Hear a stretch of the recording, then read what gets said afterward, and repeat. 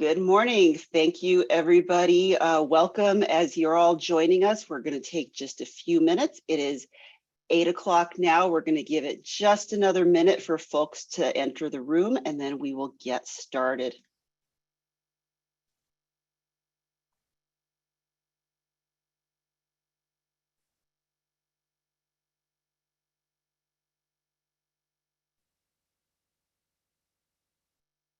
All right, we've still got people coming in, so I'm going to give it just another quick minute as folks gather. This is a good time to refresh your coffee, grab your breakfast, and we will get started momentarily.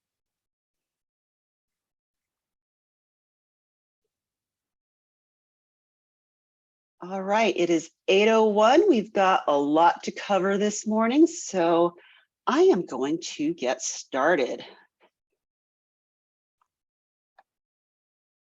Good morning and welcome to Eggheads, the Colorado Health Institute's monthly webinar series. Before I start, I want to let you know this session is being recorded and we'll save time for questions at the end of the presentation. That said, if you have questions over the course of the presentation, please drop them in my chat and my colleagues are monitoring the chat and will respond as we can. You can also drop your questions in the Q&A, and I'll ask that if you do drop your questions in the chat, please remember to make them visible to everyone. This way we can be as interactive and engaged as possible in our conversation this morning.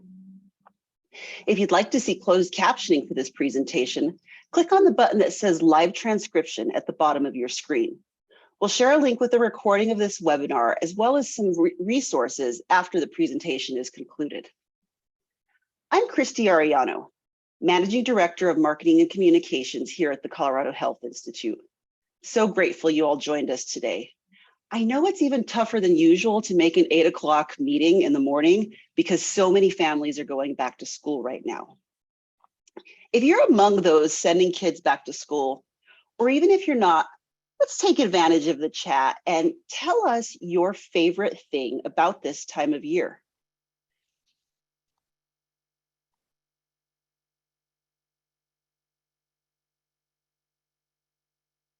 All right, I'm not seeing anybody engaging just yet. Oh, cooler days. Now we're starting.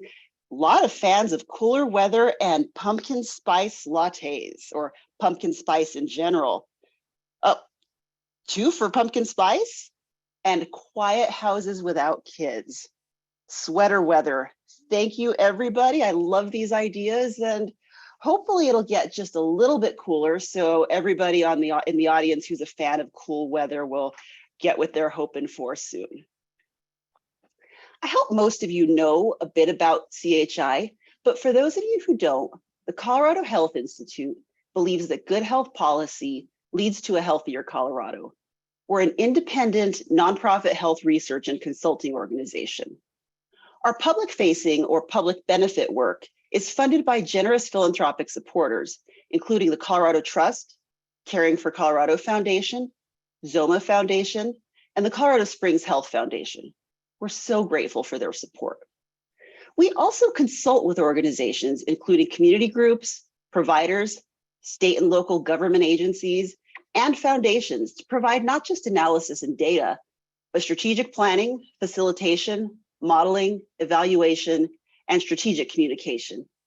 If your organization is interested in partnering with us on this type of work, please reach out at any time. The work we're sharing today comes from the Colorado Health Access Survey, which is a cornerstone of the work we do at CHI. We're able to conduct the CHAS thanks to funding from generous foundation sponsors and specific question sponsors. We're grateful to our lead sponsor, the Colorado Health Foundation, and the other sponsors you see listed on the screen. Today, we're exploring the 2021 Colorado Health Access Survey, but believe it or not, we're deep into the process of preparing the 2023 survey. If your organization is interested in being part of that process, either as a question sponsor or by attending one of our upcoming focus groups as we develop questions for the CHAS, my colleagues are going to drop my contact information in the chat. Please reach out to me. We'd love to have you engaged in the CHAS 2023 process. Now for a little bit of a level set. I want to share a little bit about the Colorado Health Access Survey, which I'm sure you've already heard we lovingly refer to as the CHAS. The CHAS has been fielded every 2 years since 2009. It's a centerpiece of the work we do at CHI, and it's a crucial resource for people around the state who are working to improve health and access to healthcare. We survey at least 10,000 people across the state on topics that include access to care, insurance coverage, use of healthcare, and affordability. The survey is available in both English and Spanish. And as our community's understanding and definition of health have really expanded over time, the CHAS has expanded too. We now include questions covering the social factors that influence health. Some of these include housing, childcare, access to food. The 2021 CHAS also added questions related to the unique circumstances stemming from the COVID-19 pandemic. We also added questions related to culturally responsive care and discrimination. That's what brings us here today. So why have we added questions about culturally responsive care and discrimination? We know that access to healthcare and people's experiences with healthcare differ based on their lived experience and identity. This can include everything from disability to race to immigration status, as well as income. We also know that Colorado is changing. It's becoming more diverse. In fact, 1 in 10 individuals in Colorado was born outside the US. Nearly 1 in 5 Coloradans speaks the language other than English at home. And between 2009 and 2021, the percentage of people who identify as people of color in Colorado has increased from 28 to 32%. In recognition of these demographic shifts, new legislation in recent years has focused on making sure we have the diverse providers who are equipped to serve the needs of our diverse state. There are programs and organizations throughout Colorado who are focused on providing care that really addresses the unique needs of Colorado's communities, whether that's mental health or physical health. This is inspiring and it's much needed work. But we haven't had a lot of data on this topic to make sure we understand what's really needed, which is why we're really excited to share the information from the 2021 CHAS with you today. We hope it can help start a conversation about what the needs for culturally responsive care in Colorado are. So, how does the CHAS approach this topic? The CHAS includes several questions to help us understand aspects of people's experience in healthcare settings. One of the key questions that we ask is, does your language, race, ethnic identity, or other factor influence the type of healthcare you need? We use this to understand whether a person needs culturally responsive care. Of those who answered yes, we then give them a list of options to ask them, which of the following makes a difference in the kind of care you need? And you can see a number of these options on the screen, and people could and often did choose more than one of these options. Then we ask, in the last 12 months, have all of your healthcare providers met those needs? Finally, we ask whether that impacts people's quality of care. Essentially, we ask them to think back to the health providers who did not meet their needs and tell us, did that experience impact the quality of care they received? Separately, we also ask people if, over the course of the last year before answering the survey, when they were seeking healthcare, did they feel like they were treated with less respect or received services that were not as good as what other people get? This question helps us understand whether they feel they're experiencing discrimination in the healthcare system. So at a high level, what did these questions tell us? Surveys showed us that Coloradans' healthcare needs really do differ depending on their life circumstances. It also told us that cultural responsiveness and respectful treatment are tied to better quality of care. And it told us that efforts to improve quality of care must account for these diverse needs of our state. We know that many of you on this call and across Colorado have been working hard to make sure people have access to culturally responsive care and that fewer people report experiences with discrimination. We'll be highlighting some examples of this work over the course of the presentation. And at the end, we'll leave some time for questions. So let's dive in. You're going to hear from my colleagues, Kendra Newman, Tanaji Thomas, and Lindsay Whittington. To start us off, Kendra's going to talk about culturally responsive care. Good morning, everyone, and thanks, Christy, for that introduction. My name is Kendra Newman, and I'm a research analyst here at CHI. I spent a good amount of time this spring and summer really leading the analysis of some of our culturally responsive care questions from the CHAS, and I'm really excited to get to share the results of that analysis with you all today. But before I dive into the data, I want to just have a quick level set and define what culturally responsive care is. So when I'm using the term culturally responsive care, I'm really referring to care that is aware of and responsive to people's diverse cultural characteristics, and particularly to those characteristics that can affect the type of care they need. And then just as a note, for the CHAS, we define culture pretty expansively, as you might have noticed from that list Christy put up earlier. So it's inclusive of things like the socioeconomic factors and personal histories that can guide beliefs, behaviors, health decisions, and health outcomes. And now I'm going to give you some examples of culturally responsive care to really ground that definition. But before I do you want to throw some examples that you've seen into the chat? Right. And let's see if anything shows up in the chat. Translated services. Yep, definitely a big one.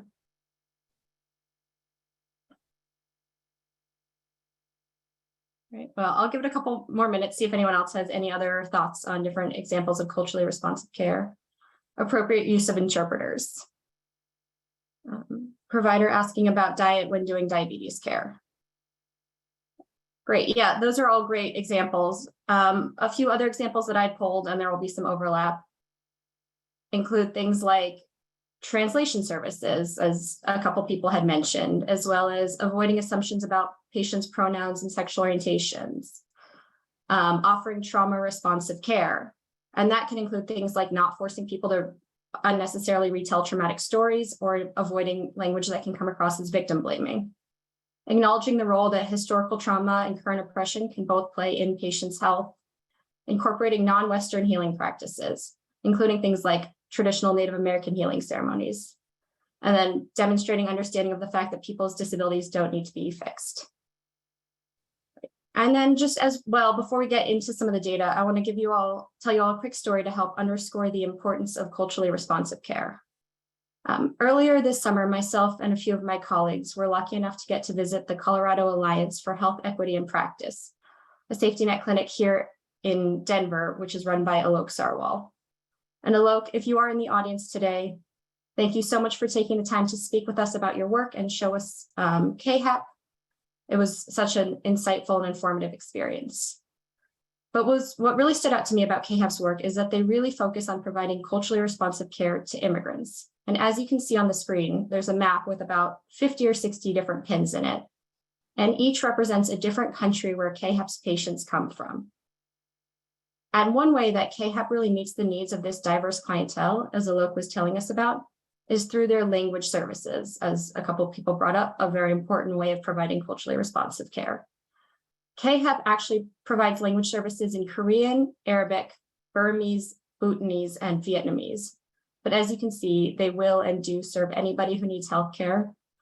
And Alok also highlighted that they really focus on making sure that all immigrants, regardless of their cultural background, feel comfortable seeking healthcare and feel comfortable speaking about their healthcare needs with KHAP staff. So now that I've given you all that brief level set, I want to dive into some of the CHAS data that tells us why culturally responsive care is so important. According to our CHAS data, about 7% of people statewide report needing culturally responsive care. And I know 7% doesn't sound like a lot, but that is about 400,000 Coloradans who need culturally responsive care. And I'll just note that that number of 400,000 is probably an undercount for a variety of reasons, including the facts that people who need culturally responsive care may be less likely to trust the CHAS, may have language barriers that keep them from completing the CHAS, or other barriers that are similar.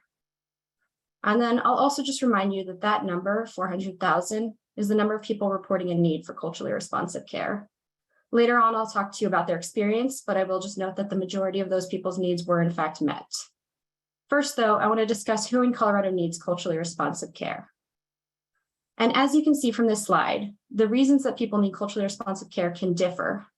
And people reported reasons as diverse as disability, language, religion, experiences with homelessness, and more, which means that culturally responsive care can't look one way here in Colorado. However, the most commonly reported reasons we saw that people needed culturally responsive care were due to a disability, due to previous experiences with violence or abuse, due to their language, or due to their sexual orientation.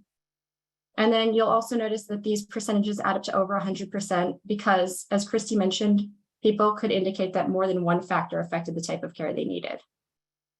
In fact, nearly 75% of people who needed culturally responsive care indicated that there was more than one characteristic that impacted the care they needed. If you want to move forward to the next slide, you can see that kind of laid out. And over half of people indicated that there were at least 3 different factors, characteristics, or experiences that impacted the type of care they needed. And unsurprisingly, there were certain overlaps that showed up more frequently in the data. For instance, those who reported that language affected the type of care they needed were also disproportionately likely to report that their race and/or their culture also impacted their care needs. And from the CHES data, we saw similar overlaps between disability, experiences with violence and abuse, sexual orientation, gender identity, and experiences with homelessness. However, regardless of those specific overlaps, these numbers really indicate that those providing culturally responsive care need to be thinking about intersectionality and prioritizing intersectionality when they're providing that care, so that they're not ignoring certain identities their patients may hold in favor of responding to other identities. And then there was one other factor that I also just wanted to bring up with regard to culturally responsive care, and that's income. Although our questions on culturally responsive care didn't specifically ask about income, we know from research that income can affect people's experiences in the healthcare system. And our data showed that Coloradans with the lowest incomes, or under about $53,000 for a family of 4, were disproportionately likely to need culturally responsive care, with about 1 in 10 of these Coloradans with the lowest incomes needing culturally responsive care. That's a pretty sizable number and compares to only about 6% of Coloradans with incomes above that threshold. So this data revealed to me that providers working with lower income patients need to be aware that those patients may be particularly likely to need culturally responsive care. And it also highlights that providers who are thinking about and providing culturally responsive care need to simultaneously be considering how their patients' incomes may have affected their previous experiences with providers in the healthcare system and how that may in turn further affect their current needs from the healthcare system. So now that we've discussed the landscape of those in Colorado who really need culturally responsive care, I'd like to turn a little bit more to their experiences in the healthcare system. As I mentioned previously, the majority of people, or specifically about 75% of those who needed culturally responsive care, reported that all of their culturally responsive care needs were met by providers. However, this leaves about a quarter of people whose needs were unmet, or about 100,000 people statewide who had unmet culturally responsive care needs. And notably, among this quarter of people, nearly all of them, 94%, felt that this impacted the quality of care that they received. So for those who need culturally responsive care, this data highlights that whether or not they receive that care has a pretty notable impact on their experiences within the healthcare system, regardless of the reason why they might need culturally responsive care. And then, in addition to those data, which were really focused on culturally responsive care, the CHAS also asked people about their experiences of disrespect or lower quality treatment within the healthcare system, as Christy mentioned. And Tanaji and Lindsay, my colleagues, are going to discuss this in depth a little later on. But I just wanted to highlight for you that those who needed culturally responsive care, whether or not their needs were received, were disproportionately likely to have received less respectful or lower quality treatment, with over 1 in 5 people who needed culturally responsive care reporting that they were treated disrespectfully in the past year by the healthcare system. And that compares to only about 2% of people who didn't need culturally responsive care. And this data indicates a very clear correlation between a need for culturally responsive care and experiences of disrespectful and lower quality treatment. And as that last question and this next question that I'll talk about both show, this means that we need to be thinking about how a lack of trust in the system and adverse experiences can lead overall to worse health outcomes. So I also just, as one last question, I wanted to talk about a question we asked on the Chaz about people who skipped care due to fear of unfair treatment in the past year. And you'll see that this data is pretty similar, with about 1 in 5 Coloradans who need culturally responsive care skipping treatment because they were afraid of being treated unfairly, a number that's over 10 times higher, or percentage that's over 10 times higher than the percentage among those who did not need culturally responsive care. And like the last data, these data may be indicative of an established lack of trust in the system, which would likely be due to prior experiences of disrespectful, discriminatory, or otherwise low quality treatment from the healthcare system. And of course, given that skipping treatment can lead to worse health outcomes among those who need culturally responsive care, this data further highlights the importance of providing culturally responsive care to all people who need it. And now I'm going to turn it over to my colleague Tanaje, who's going to dive into these discrimination and unfair treatment questions in the healthcare system in a little bit more depth.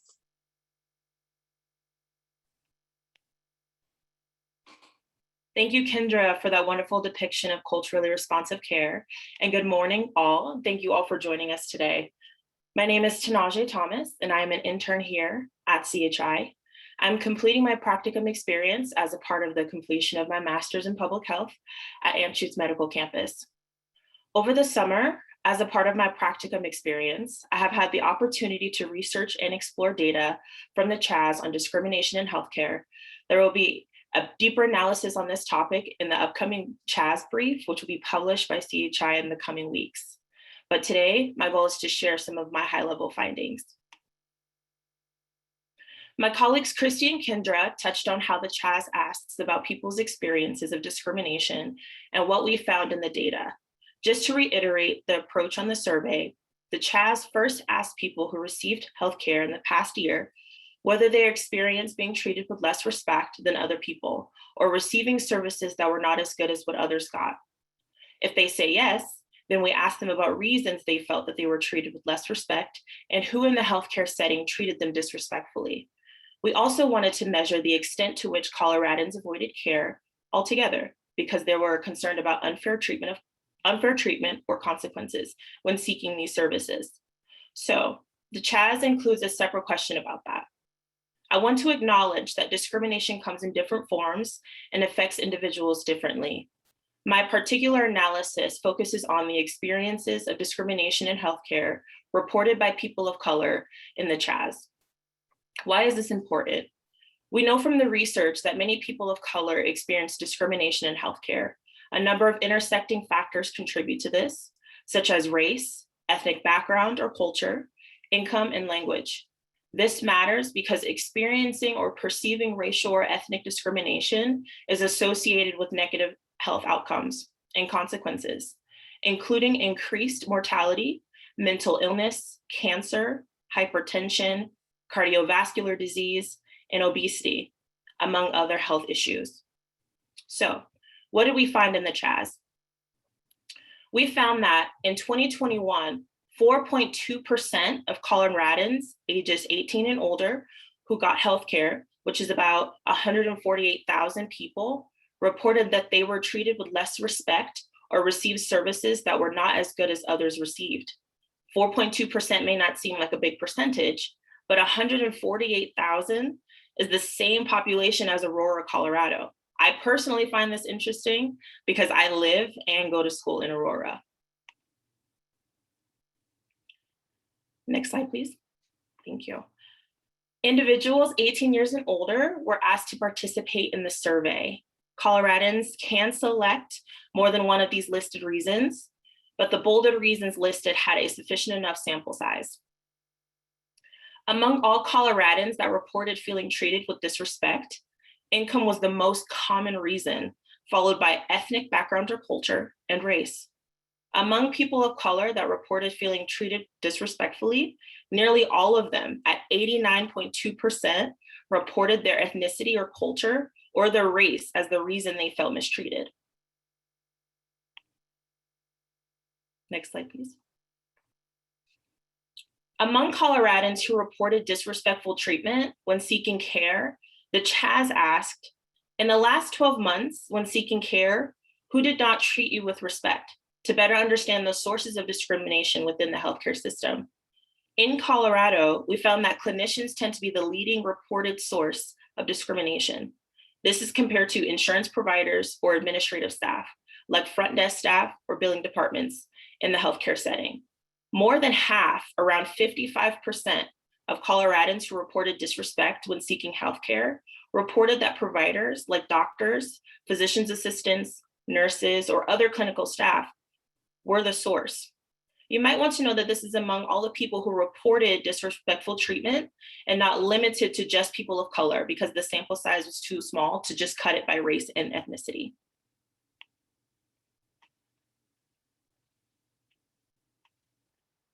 Chaz asked respondents about skipping care due to unfair treatment.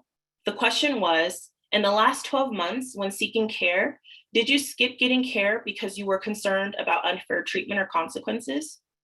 Among Coloradans who reported skipping healthcare because they were concerned about this unfair treatment or consequences, Black and African American Coloradans were more likely to report this at 5.4%.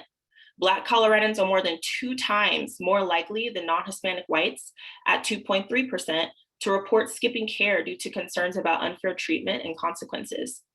Hispanic and Latinos are also report a higher percentage than white Coloradans at 1.5 times more likely than non-Hispanic whites to skip care due to concerns about unfair treatment and consequences. Skipping care can have serious consequences on the health of individuals long-term. Understanding the sources and reasons for discrimination can help inform policies, programs, and actions that policymakers and providers alike can take to addressing discrimination in the healthcare setting. Next, I'll pass it off to my colleague, Lindsay, who'll be talking to us about language and access to care. Thanks, Tanaje. Hi, everybody. Good morning. My name is Lindsay Whittington, and I'm a policy analyst at CHI. I am also the lead data analyst on the CHAS and have worked on many different publications that come from this data source. One of my recent publications that I worked on looked at language and access to care.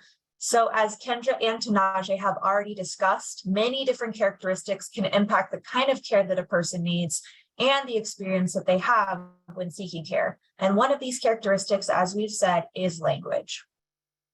Next slide, please. The language that someone speaks has implications for their ability to traverse their everyday life, especially when it comes to the complexity of the healthcare system. The quality of care that patients receive based on their language can differ widely based on availability of translation and interpretation services in their dialect. The experience that these patients have can also impact whether or not they seek out services in the future, or if they just forego care altogether because of these negative experiences. So as our state becomes more diverse, how will we make sure that we meet the unique needs of all Coloradans, especially when they speak a language other than English? So let's dive into these data to illustrate the relationship between language and healthcare access in Colorado. So based on the CHAS, a little under 1 million people spoke a language other than English at home in 2021. That's nearly 1/5 of the total population in our state. Now, which languages do you all think are predominantly used besides English in Colorado? So using the chat, I would love if everybody could drop in the top 3 language groups that you think are spoken most at home in Colorado. So I'll pause here to see, give people some time to drop in their answers.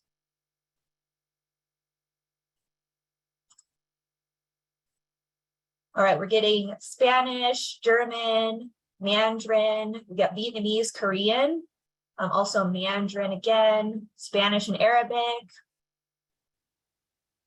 Spanish, Arabic, and French. We also got Hmong, Mandarin, Spanish. Awesome. Thank you so much for participating. So you all are all on the right track.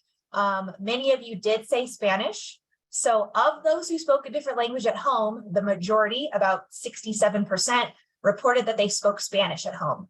However, we also see that another 1 in 5 reported that they spoke some other language than the groups that we could actually capture on our survey, which included Russian, Chinese, Vietnamese, French, and Japanese. And so this could include hundreds of different dialects that are specific to someone's region or culture. So one important element to describe here is the relationship between language and immigration status. So according to the American Community Survey, 1 in 10 Coloradans were born outside of the United States. Immigration status can affect access to public programs, someone's health insurance coverage, and other factors that influence the health care that these Coloradans get. And many may also face language barriers, which can make accessing quality care even more difficult. So with all of this in mind, let's further explore the relationship between language and access to healthcare in Colorado. So here on this slide, this shows the percentage of people who reported they visited a general doctor, a specialist, or a mental health care professional in the last 12 months by language group. So for our purposes of sample size, languages were grouped into 3 specific categories: Spanish, English, or other, which includes all of those languages that were captured on the survey. So we found that Spanish speakers, which are in the yellow, were less likely to visit a general doctor, a specialist, or have a mental health care visit compared to English speakers in the last 12 months. Those who spoke a language other than English or Spanish, in the green, were also less likely to use specialty care or a general doctor care, but had similar rates of use of mental health care in the last 12 months. So based on these data, we can see that those who spoke a language other than English at home were less likely to access specific kinds of healthcare in the last 12 months. So why might that be? What are factors that influence how people access healthcare? And what are these experiences? Next slide, please. So some of these differences in healthcare utilization can be explained by differences in reported barriers to accessing care by language group. So this figure describes reported barriers to care by language group. The barriers that were analyzed include issues around doctors' offices accepting new patients, accepting specific types of insurance coverage that folks have, being able to take time off of work to even go to an appointment, and having issues around transportation to get to appointments as well. So according to the CHAS, those who speak languages other than English were more likely to face a range of barriers when seeking care. Spanish speakers were more likely to face barriers related to work compared to English speakers, and those who spoke Spanish or another language were also more likely to go without care that they needed because they didn't have a way to go to the appointment, while those who spoke a language other than Spanish or English were also more likely to report issues around their doctor's offices or clinics that they're trying to access, accepting their insurance types. So when we take all of these factors together, we really start to understand why it may be difficult for people to access healthcare in Colorado, especially when they don't speak English.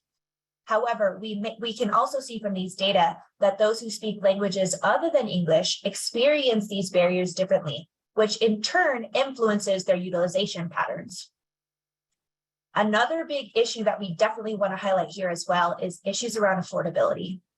Affordability issues is a huge barrier to accessing care and makes it more difficult for people to afford other basic necessities. So this figure outlines the percentage who reported that they did not get care due to cost. The types of care included are needed general doctor care, needed specialty care, filling a prescription, and needed dental care. Those who speak a language other than English were also more likely to report that they did not get care because they just could not afford it. About 1 in 5 Spanish speakers reported that they did not get general doctor care due to cost, compared to about 1 in 10 of English speakers. Spanish speakers were also more likely to report not getting specialty care or filling a prescription that they needed due to cost. Cost plays a huge part in how people prioritize different needs. Combined with the other social barriers that we talked about, like transportation or being able to take time off of work, we have a better idea of why those who speak languages other than English aren't accessing care in the same manner as English speakers. Next slide, please.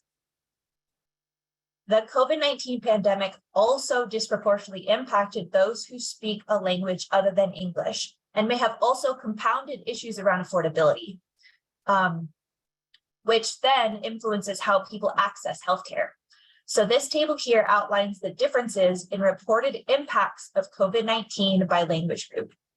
Spanish speakers and those who spoke another language were more likely than English speakers to report being impacted by financial stressors due to the pandemic.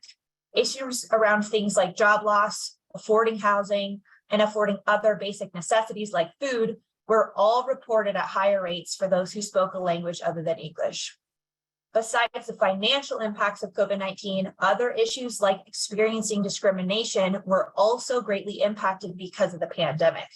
We can see here that those who spoke another language besides English or Spanish were much more likely, excuse me, to report issues around being treated unfairly because of their race or ethnicity compared to other language groups. Spanish speakers were also more likely to report this issue compared to English speakers, but just to a lesser degree. So let's further explore this issue in the context of seeking healthcare.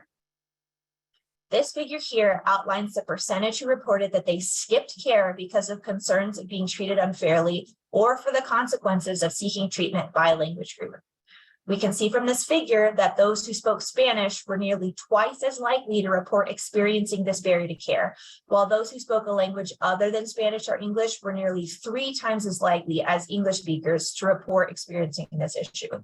So what might this mean for people's experiences with the healthcare system? And what are the impacts of discrimination when seeking healthcare? Next slide, please.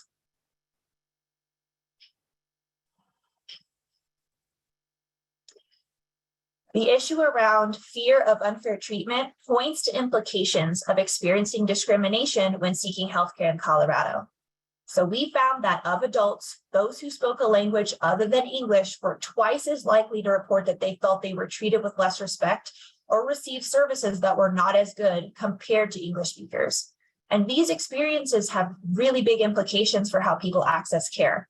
Research has found that experiences with discrimination in the healthcare setting can lead to increased stress, medical noncompliance, a lower patient engagement, and just avoidance of healthcare services overall, all of which contribute to the prevalence of poor health outcomes among disproportionately impacted groups. So as we've been discussing, this points to a need for culturally responsive care. Incorporation of culturally responsive care into healthcare networks is one way to help reduce these negative experiences that Coloradans have faced when seeking healthcare. Next slide, please. So with all of that, we really wanted to discuss some policy implications as well as open it up for discussion and really looking at promising programs that really are highlighting culturally responsive care. So culturally responsive care has been the focus of some recent legislative policies, and we wanted to highlight 2 distinct bills that we wanted to show you all that attempts to impact quality of care based on responsive care. So the first, which is the Culturally Relevant Training Health Professionals bill, would create a culturally relevant healthcare training grant program. So this grant program will provide money to nonprofit entities and statewide associations of healthcare providers to develop new culturally responsive training programs to benefit specific priority populations. The second, the Standardized Health Benefit Plan, or Colorado Option, has elements built into it that require it to create provider networks that is culturally responsive and reflects the diversity of its enrollees. So it will be really important to understand and track the impacts of the Colorado Option and future legislation on issues around discrimination and avoidance of care, and to see if these approaches to increasing culturally responsive care helps reduce these issues and increases quality of care for priority populations in Colorado. Next slide, please. So we also wanted to highlight some promising programs that are already doing great work in this space. So these programs really seek to provide culturally responsive care and building a healthcare workforce that better reflects the patients that they serve. So the first of which is Stride. Stride is a community health center that serves the Denver metro area. And it received funding to offer culturally responsive behavioral health care to community members who have experienced trauma, as well as community members who are LGBT+, and community members who are Hispanic or Latino. Stride hired providers with backgrounds in the needs of these groups who work with these patients, and over time trained other providers in offering culturally competent care. So we spoke with one provider there who told us that this investment helped her feel more prepared to work with all of her patients and to navigate intersecting identities, such as providing responsive care to a young Latino client who was navigating coming out to his family. And they are focused on trainings and resources for LGBTQ+ patients, particularly those patients who are Hispanic or Latino. Another one we really wanted to highlight is the Southwestern Colorado Area Health Education Center. And this center is a nonprofit organization that seeks to improve rural health in Southwestern Colorado. This center has a strong emphasis on supporting rural primary care, community health, and on developing a pipeline of students who will be the region's next healthcare professionals. So the Southwestern Colorado program is notable for its focus on recruiting and training Indigenous people to be healthcare professionals to better meet the specific needs of Coloradans in their region. Next slide, please. The next is the Spring Institute for Intercultural Learning. So the Spring Institute is a nationally recognized provider of intercultural learning programs, trainings, and services.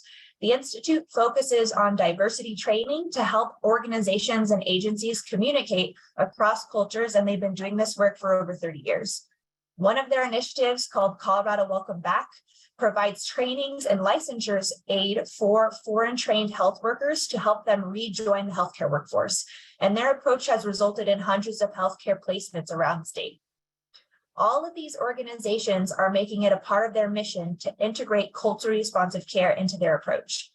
So now we are going to open it up to you all to discuss these topics and impact together. So I'm going to hand it back over to Christy to open up our discussion. Thank you, Lindsay, and thank you, Kendra and Tanaje. That was a lot of information and a lot of really good information. We really appreciate your research and taking the time to share this. And I also really appreciate the questions that we've been seeing coming into the chat.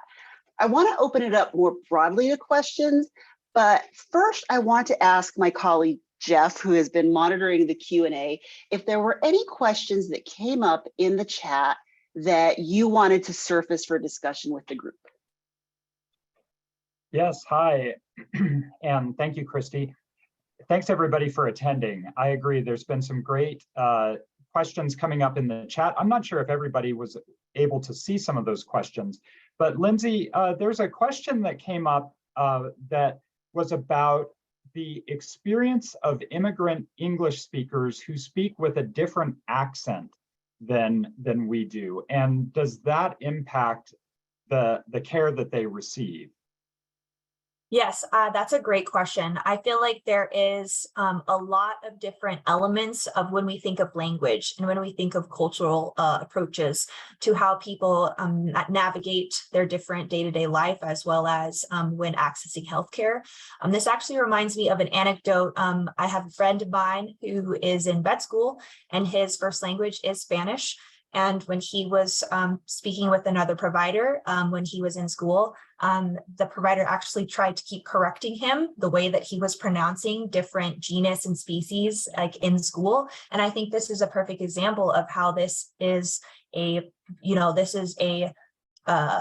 discriminatory thing that happens all the time. Like this happens not just in healthcare settings, but in people's everyday life. So I think that this is a huge impact on individuals when this kind of like correction happens, or when people are just like, I can't understand you, when they're trying to access care using English. So I think that's a really wonderful thing to bring up, because it's not just, I don't speak English. It's also like people can have these kinds of discriminatory impacts, whether or not they speak English or not when accessing care. Yeah. And, you know, Lindsay, I also think about how a dialect can differ in terms of being able to communicate with a provider, even if they, you know, speak Spanish, for example. A dialect from South America may be different from a dialect from Mexico. And so there might be some differences there. Hey, Lindsay, while I've got you, we have another question in the chat. Do we have this data broken out by rural versus urban populations? Yes, so we do capture that data. We have data by health statistics region on the CHAS, so we can actually look at specific areas as well as bring all those health statistics regions together, which just is an amalgamation of a lot of counties in some areas. So we can actually break this out by urban rural and look to see how the experiences of individuals who might speak another dialect besides English are impacted by these kinds of things in rural settings. I think that would be a great additional analysis. There's a question in the chat about how would a state-financed health insurance plan that covered every resident impact these social determinants of health? And that's a really interesting question. That's a big question, but thank you, Judy, for submitting that. And I'm thinking, maybe something that might inform that is around, Kendra, I believe that you did some writing up of the approach that's being taken with a recent policy development around coverage and ensuring that there are culturally responsive networks. Do you want to say a little bit about that?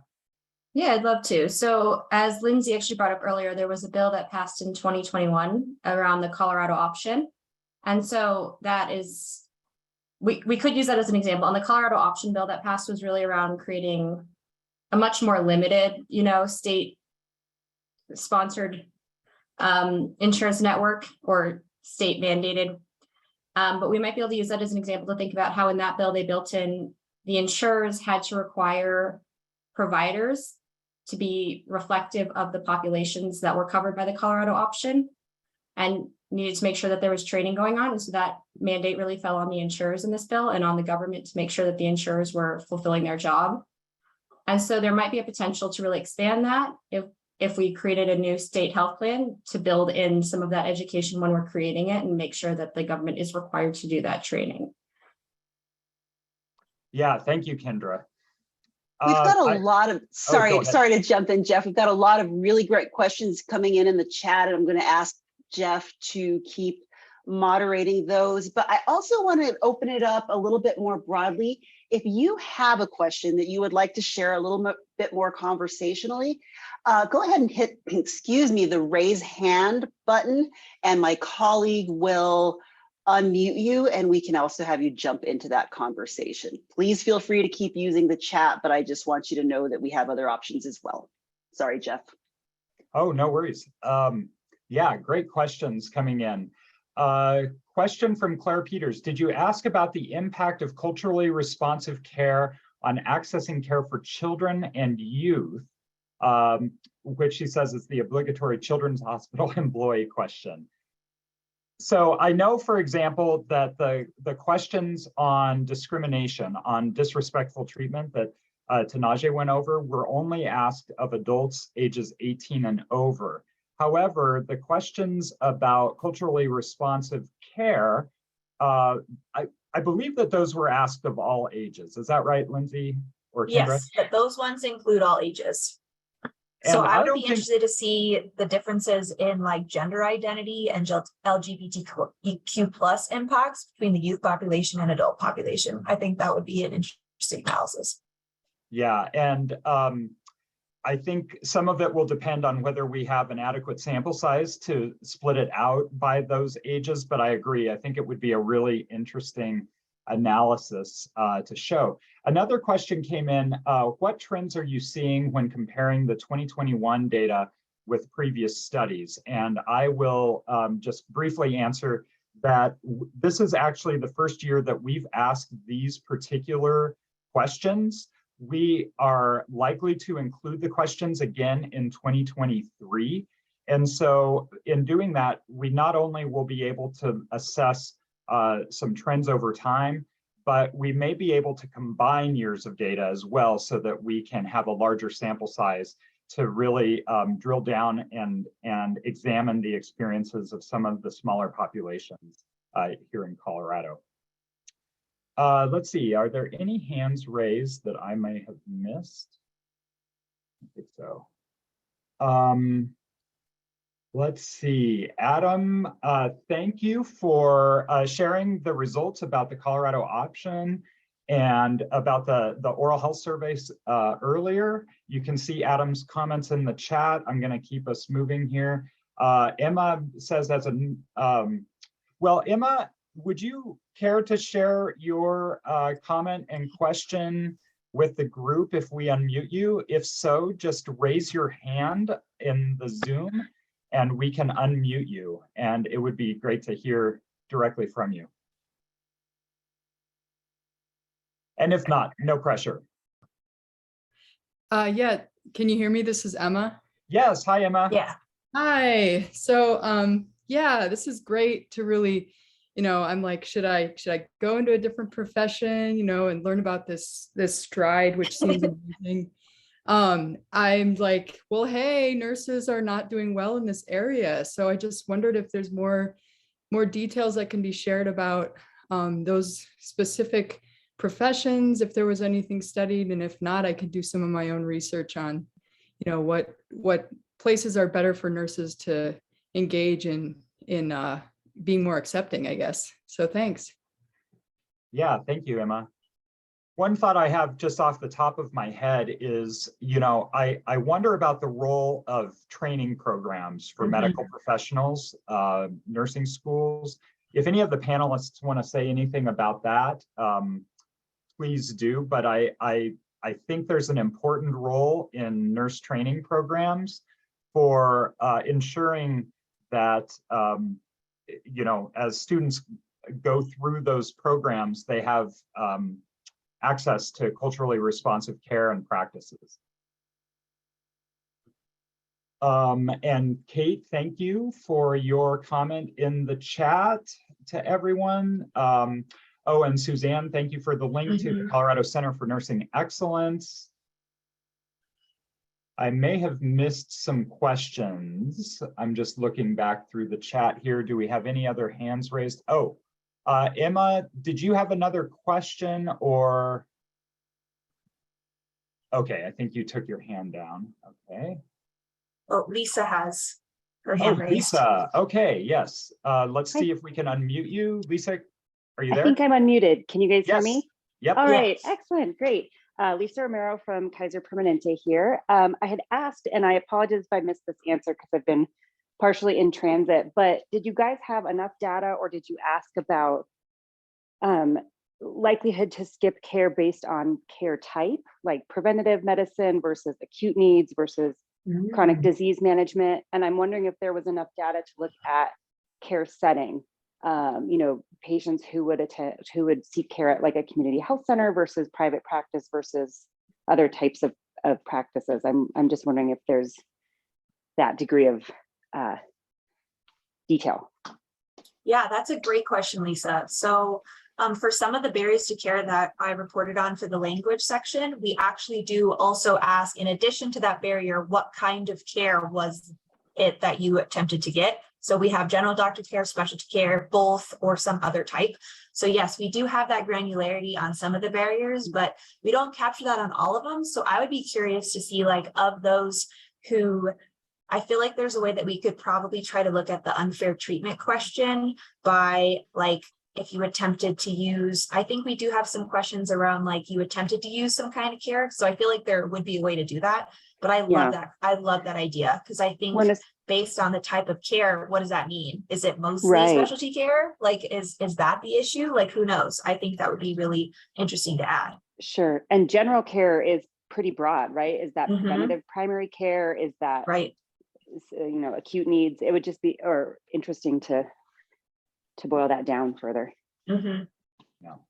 So sorry, I absolutely hate to be this person because we're having such an engaging conversation, but I am watching the clock and I want to be respectful of everybody's time. I see one last question from Suzanne and actually from Michelle. Let's make those our last two questions. Okay. Michelle wants to know how we can find out more about HB 22-1267 besides the Colorado website. Do we know where the funds will go after they're released to the Office of Health Equity? And I have to point out that Kate Alfano mentioned that Dr. Sheila Davis, who is at CDPHE in the Office of Health Equity, let the Centers for Medicare and Medicaid Services know that they will hold a webinar for parties interested in HB 22-1267 in late September. Kate, do you happen to know how people could join or learn more about that webinar? And you can put it in the chat or raise your hand. Or if anybody does at a later date hear more information about that, please pass. Oh, Kate's hand is raised. Okay, can we unmute Kate? Can you hear me? Yes. Yes. Hi, thanks. So we have requested a meeting with her. And so we just found out this week when she said that she's going to get together all interested parties for a webinar. So Great. she would promote it, I'm sure, through the normal CDPHE channels. So when we know, we'll share with others as well. Thank you. Yeah. Appreciate you sharing that. Thanks, Kate. Just I mentioned that we would also get to Suzanne's comment. She says, I know the CHAS doesn't answer this, but curious if there have been any studies on health systems that have requirements to provide culturally responsive care versus those that do not, and perspectives of patients on care received. Does the requirement help ensure care is more responsive? Do any of our panelists have insight on that?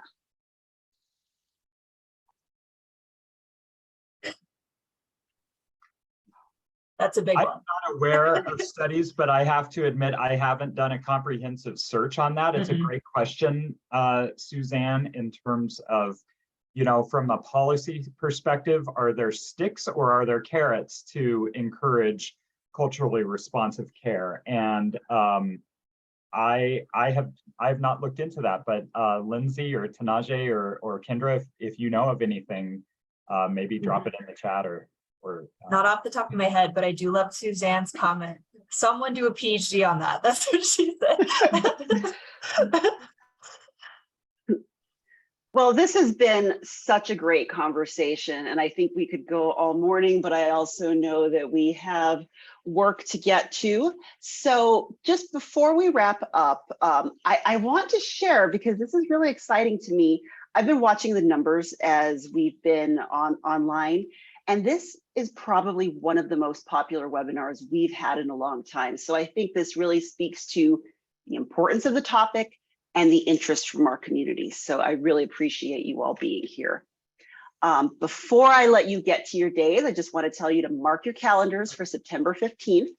Our team members who are working with the Metro Denver Partnership for Health's Community Ambassador Program are going to be highlighting their work in partnering with community organizations as trusted partners to really engage with diverse communities. Watch for a registration link. We'll send that out with part of our materials as a follow-up to this event, but that'll be 8 o'clock on September 15th. And finally, I just want to reiterate that we're preparing for the 2023 CHAS. Over the course of the next month, we're going to be hosting 3 focus groups where we'll talk to people about potential new questions for the CHAS.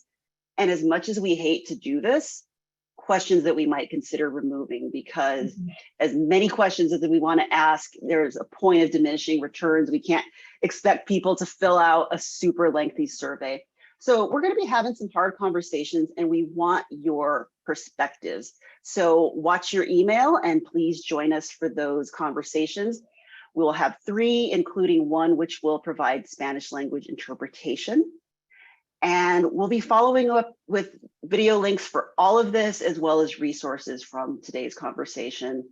And just thank you, everybody, and have a really great day.